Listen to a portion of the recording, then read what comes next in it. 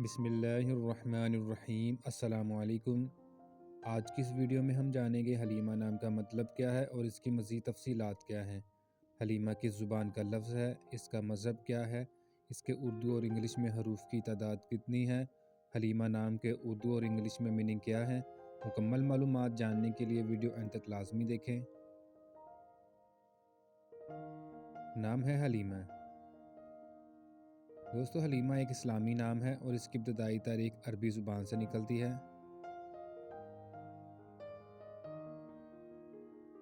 مذہب ہے اسلام، یعنی حلیمہ نام کا شمار اسلامی ناموں میں ہوتا ہے۔